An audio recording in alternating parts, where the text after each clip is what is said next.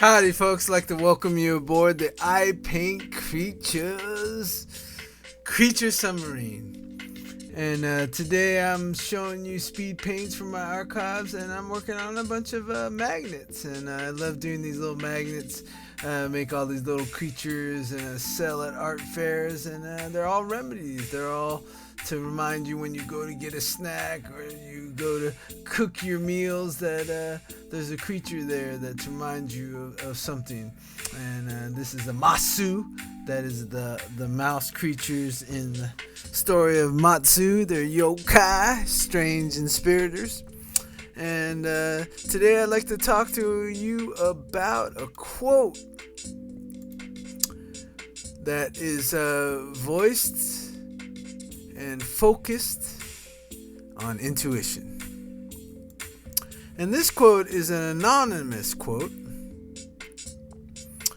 And it's very profound for me because every once in a while I'll do this quote work and I'll gain a little bit of insight on how I process things creatively in my mind and get by and get through the low lit days to the days where everything's shining and I'm shining and everything's coming forward, and I can deliver this fantastical art that I share with the world.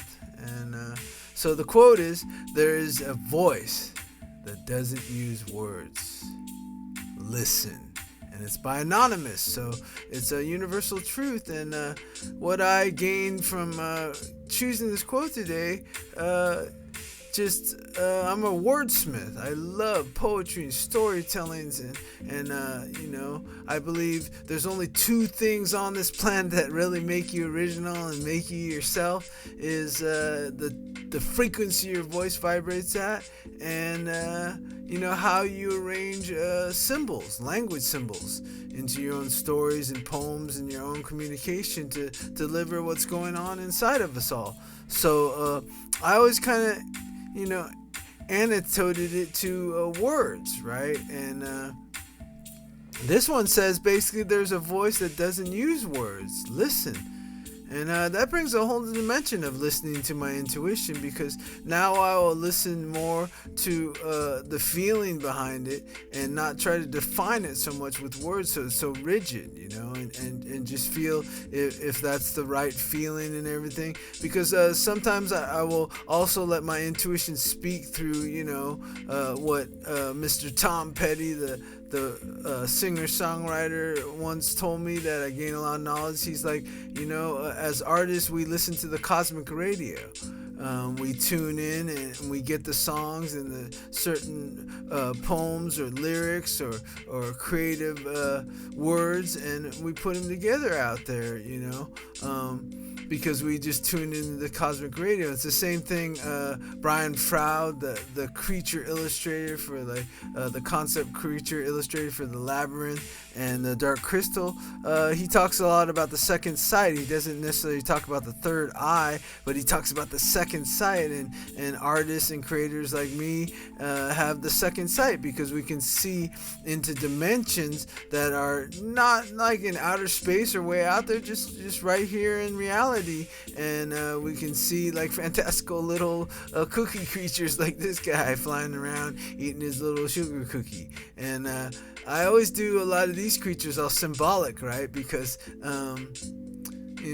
I've been made a shift in my reality. I don't eat as much sugar anymore, and I feel better all along, and I'm more inspired to do things. And so I started making these sugar creatures because I started thinking about it. I think it's more symbolism and language more than the actual sugar, because I go eat a sugar cookie and it's all good, but then I got to deal with all the other things of worrying about my health and gaining a few extra pounds. And so those are the sugar cookies, and basically I draw them eating cookies, but it's all representative of basically, the sweetness we all have inside. And of course, this is my little mushroom dude, and I always like to draw mushrooms because mushrooms, you know, have that quality of expansion your mind, and the way they grow out, and you know, just literally they grow out of you know, dung. You know, they grow out of the leftover matter, and they come magical back in the world, and they're actually got a lot of health benefits. You know, not the magical ones, but the ones that just basically are at your grocery store. They have a lot of healing and protective, preventative medicine in the mushroom.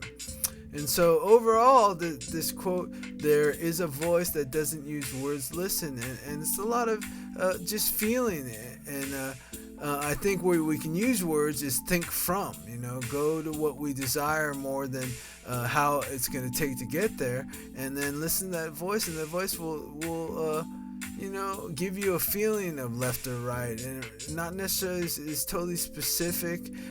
It's just more in the essence of what you're desiring and bringing it forth, and then you're in a collaboration with the universe. So thank you for watching the video, and I'll see you folks real soon. Peace.